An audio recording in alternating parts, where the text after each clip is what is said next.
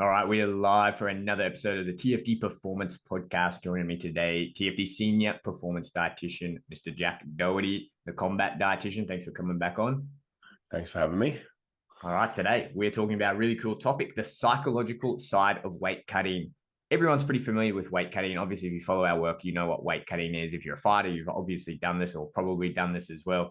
You understand that weight cutting is putting yourself in an environment where you're going to be physiologically sweating and losing quite a bit of weight to make that contracted fight weight. Something that I've noticed in this field that gets talked about pretty much next to nil. No one really talks about this is the whole psychological side of weight cutting. And when you do what Jack and I do, you come to understand that even as practitioners, this is of extreme importance. There is supreme benefit to understanding the psychological side of weight cutting and then understanding how that applies to each individual athlete. Yeah, I think that's a big thing that we spoke about recently. For myself, like the last 2 weeks, I've been running around supervising a lot of cuts. And I was telling you the other day, this component is one of the most important parts to discuss and to kind of understand for yourself as an athlete going into a weight cut, in my opinion. Yeah, so what we're going to go through today, Jack and I put together 6 things that say if you're a practitioner and you're working with an athlete, we're going to gear this more towards you. But I'm sure athletes, you'll be able to relate to this. And athletes, if you are listening to this and you work with a practitioner and you notice some of these things, maybe you haven't communicated that to them. This is a good opportunity, right? When me and Jack are going back and forth for you to communicate that with your dietitian or whoever you're working with or your coach or whoever takes you through this process, because you might not be thinking, oh, that maybe that's just something I just do all the time. They need to be aware of it because these things are important. So 6 things that we think are extremely important when it comes to the psychological side of weight cutting. The very first one we're going to start with is the environment of the weight cut. You could call this the setting, the mood, the atmosphere, whatever, just the general environment of where you do it. And this starts as simple as, do you jump in a bath? Do you jump in a sauna? The environment in a bathroom is very different to the environment in, say, a public sauna in a gym where there's going to be lots of different people. Other things that you can consider when we're talking about the environment, the setting. Does the athlete like a light room or a dark room? Do they have the lights on? Do they have the lights off? Do you close the curtains? Do you keep it open? Other things like music. If you're going into a sauna that's in a public gym, can you control what music's on? When you're in a room, in a bathtub, you can bring a speaker in and you can control the type of music that this athlete's listening to. All of these things are really, really important because it sets the athlete up mentally for a lot of success if they're in an environment that they're comfortable in. Yeah, I think that was highlighted for me myself. Like last week, I was helping 2 guys get weight cut at the same time, and obviously they're from the same team and they're friends, very close. But each time I had one of them in the bath, it was a very different scenario. One was lights off, one was lights on. One had music playing. Obviously, they both had music playing at the start, different genres. And then as the round kind of went forth, one the music off, one wanted the music back on. So again, I think it was very important to be specific in that moment for each one of them to make them as comfortable as possible. But yeah, each and every athlete I found that really, really likes a different environment when it comes to this, especially when it comes to obviously bath versus sauna, the kind of the surroundings, the music, and so forth. Yeah, and it's important to be aware of this and have that conversation with your athlete and get to know it because, like Jack said, when you're managing multiple different athletes, you have to do your best to cater that environment for that athlete. And I think this leads nicely into that second point is how does an individual go through the process and what needs to change for that individual? That plays a huge psychological factor because each individual, like Jack said, will have their own preferences as they move throughout this process of making weight. So, for example, I had 4 guys in New York last week that were all cutting weight, and we had 3 of them cutting in weight in the same room. And they were rotating between the baths, the sauna, and the sauna blankets. And like Jack said, every time I was in a bath with someone, very, very, very different environment. We've got the first guy, say Brad Riddell goes in there. It's a very relaxed, calm, meditative type of environment. He needs to have his arms up, needs to be nice and relaxed. He gets out. You get someone like Dan Hooker that comes in. It's a very chatty, high energy. He wants to be distracted. He doesn't want to be thinking about what he's doing. You're chatting, you're kind of having a laugh with him. And then you get someone say like Israel comes in. He comes in again, kind of in between. He has that mid range. He's not very You don't want to sit there and say absolutely nothing, but you don't want to be too high energy. You want to put on a podcast. You can discuss the points of the podcast. He's got his music going. You want to kind of vibe along with him with that music. Three very different levels of energy. And as they go through that process, that changes and that fluctuates throughout. Yeah, I think that we're lucky enough to work with these guys on the regular. So we already know this kind of information. We know what they like, what they dislikes, and we know the stages of their cut and what kind of needs to change. But I think that's, even if we're working with someone new, I think that's the discussion that I always have. And it doesn't seem like the most important component when you're thinking about, bath, sauna, and all the other elements to a weight cut. But I always have that discussion at the start. Like, what would you like? Do you want people in the room? Do you not want people in the room? Do you want me to talk? Do you want to listen to music? Kind of what's the most ideal situation for you, and what are you wanting? Because at the end of the day, you're trying to make this, this uncomfortable process as comfortable as possible for them as an individual. So I think that's what we're lucky enough, which we work with people on the regular. You kind of understand them on that kind of basis, but it's always good to have that communication with them at any one point, because like you said, it can change. It can change at any point, and making sure you're checking in. So like if it's around 2 or 3 of a weight cut, I'll always ask those questions. Do you want the music on? Do you want it off? Do you want me to keep talking to you? And just have that communication line with them, just so they feel supported at every step of the way. Yeah, it's interesting. The music is a massively interesting one, because obviously music has a lot of psychological motivation for a lot of people, right? And so it's interesting seeing throughout the process how people mentally go through the routine and how music assists with that, and how detrimental, say, music they don't enjoy can be. And I've seen that, we've got guys like Kai France. Me and him have done, I think, 10 or 11 weight cuts together now. And literally every time you go through, it's the same process of what type of music. It starts off pretty high end. We'll listen to like some rap R&B for that first round when the energy is quite high. Then obviously as we keep cutting a bit more weight, then we're starting to mellow it down, and we kind of go more into that relaxed, more meditative music. And usually in that last round, because it's a bit of a push and it's that home stretch, we're usually listening to what they're walking out to. They're getting into that mind, and it's kind of like that alter ego of that person they're becoming when they go into the cage is coming out. We always talk about that when it comes to the psychological side of weight cutting. It's like the process is so individual to each person, because it's the process of releasing that fighter alter ego, which I think is very interesting. I've spoken about this a lot. I think Israel is a good example because everyone's familiar with his alter ego of Stylebender, but it's applicable to all the fighters.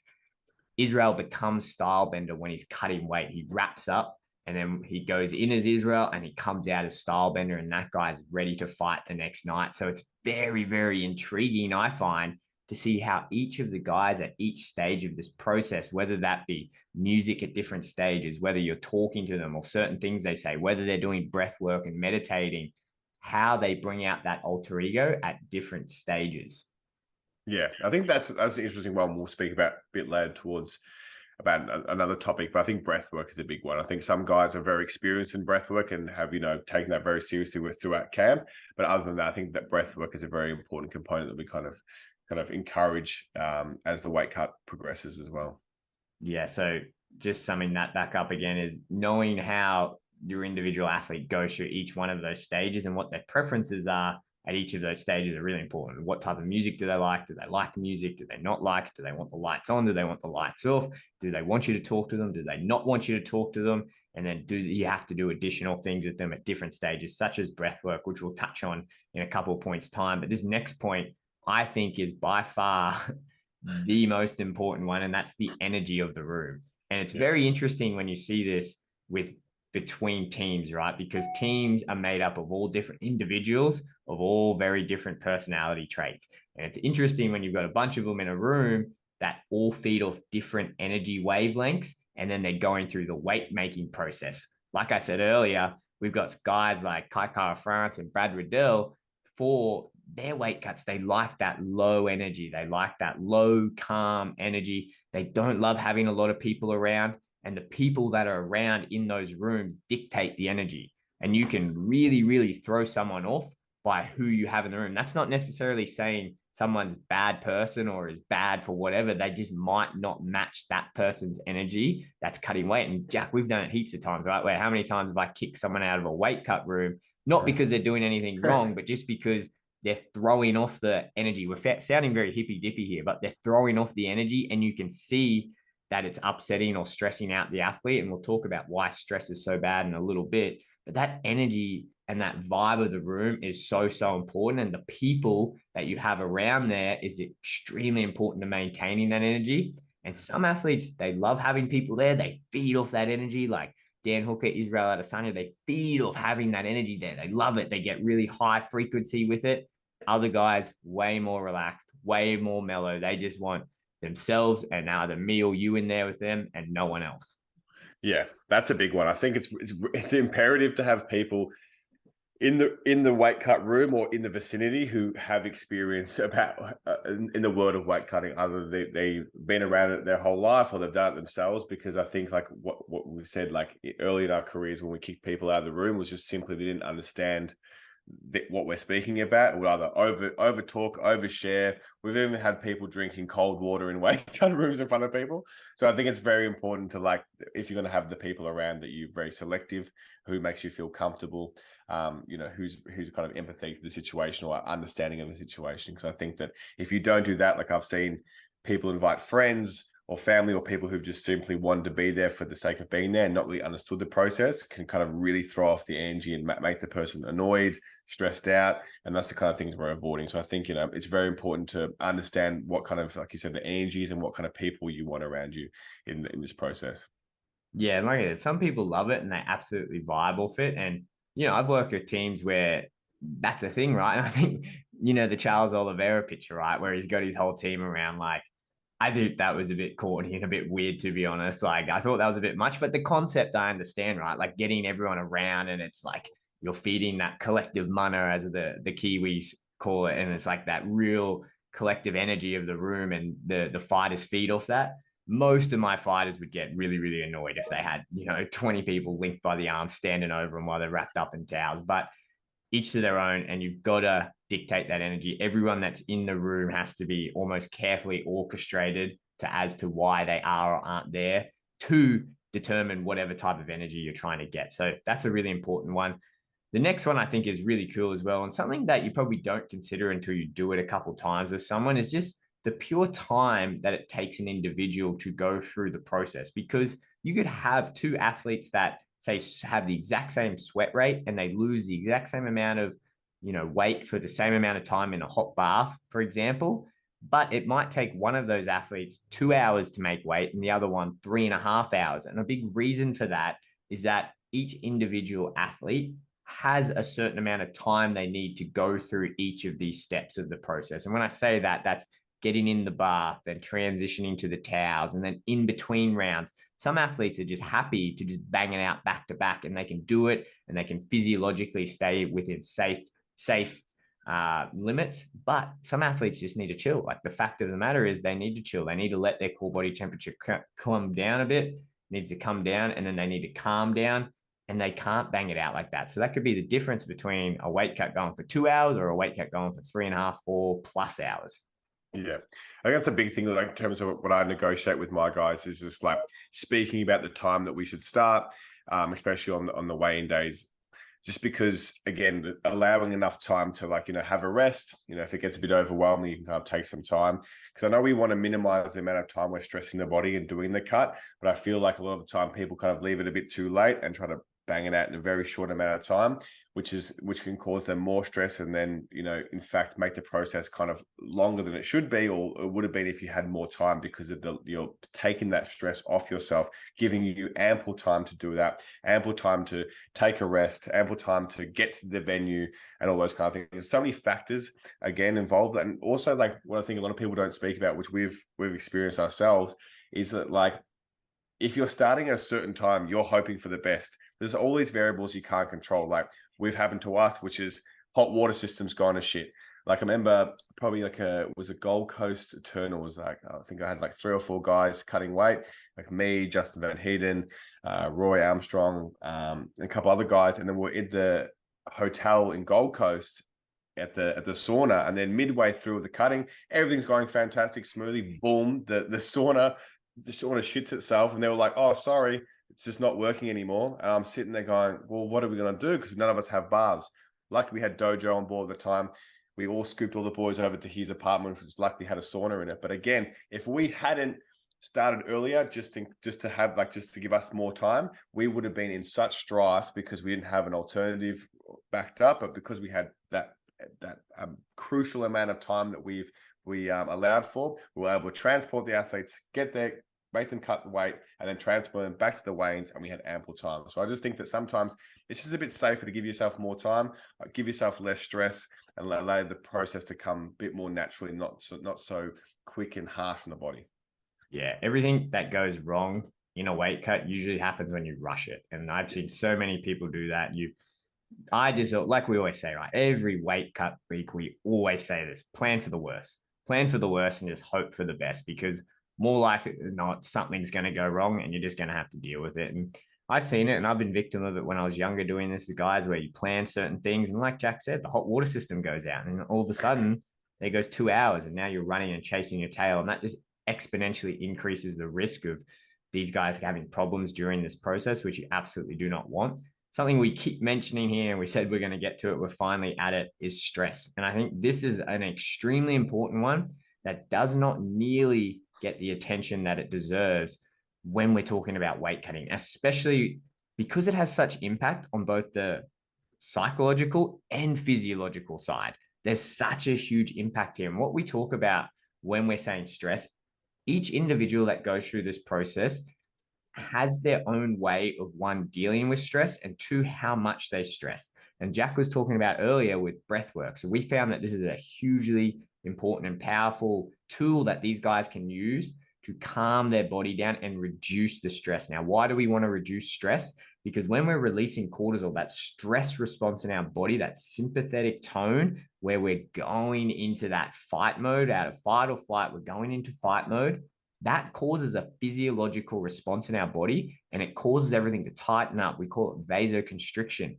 When we're sweating, we need blood to be going to our skin so our sweat glands can open up and we can push fluid out through our system out onto our skin. When we vasoconstrict, we greatly inhibit that. And you see that when you have guys in the bath. Jack, I'll let you tell the story, but I'm sure you've seen it how many times when guys start freaking out in the bath and they start hyperventilating, their breathing goes off, their heart rate goes up, and you can tell the stress levels are going through the roof. And then what happens? Their sweat rate goes down. Yeah, I think that's something that I've seen a lot of times happen, and it's a great comparison for you. So I've got a guy who is one of my long-term clients. He's very good with his breath work. He's actually, it's part of his whole routine. He's very much about it in general in his life. But in the weight cut room, he controls his breathing so well, and I can see how that affects his heart rate. And then the sweat just comes off him, and he does it very easily. The water comes off. He doesn't feel too drained. And that's one side of it, right? So very good controls his stress. Again, also, as we've spoken about, he controls his whole environment, everything else we've spoken about. We've done it for so long. But because he's got this breath work and his stress is so low, that his sweat rate is amazing, it's consistent, and he gets through it very easily. Whereas I've had other guys who maybe the first round, fantastic sweat rate, came off very well. And then going into the second round, I can see their breathing rate change. They're thinking they're controlling it, but they're slightly kind of hyper. It starts to their response to the environment. They start getting a bit stressed. Their breath rate starts to increase, and they think they're controlling, but I can know it's not happening. And they're starting to stress. The breath rate's increasing, and you can just see the stress response in their body, from a physical standpoint. And then when they go to check their weight, their sweat rate, so the amount they've lost in that round, dramatically decreases. And what I mean dramatically, whereas then people in the room will turn around and be like, "What happened?" And I have to explain to them that it's because of this stress response, because they started to get overwhelmed, because they couldn't control their breath, their stress hormone for cortisol was released, and it's going to dramatically reduce the amount that they sweat. Even though it appears they're sweating, it will dramatically decrease. So I think that those two situations I spoke about is what I tell a lot of people, just to show the comparison of how powerful breath work and stress reduction can be in the weight cut room. Yeah, exactly. And I guess there's two more points I want to make on this topic. Is one, from a practitioner standpoint, you want to do everything you can to control the stress response from that individual. So if you know your individual, this is why we're talking about all these other factors: control the environment, the setting, the mood, the atmosphere that they're in. control who's around and who's controlling the energy. Just having bad energy in that room can increase that stress response. I have an athlete in particular at City Kickboxing every time, exactly what Jack just explained then. If there's a certain number of people come into the room and it's more than just myself, they come into the room, even if they're in a different room and we're in a closed-in bathroom, that sweat response drops, and it's completely due to stress because he just subconsciously stresses out that they're in the room. So hugely, hugely, hugely important. You just have to do everything you can to control it. And you have to do everything you can to assist that athlete once they go through it, or if they do experience, like Jack said, what can we do to manage this and what can we do to get this back down? Okay, maybe we need a break out of the tub, let them cool down. We need them to control their breath and we need to get that heart rate back down because you know what? They're just not going to be worth it. They're not going to be sweating this session. So let's just call it quits, get that under control, and let's go back in and go hard rather than just wasting an hour. So you need to be very mindful.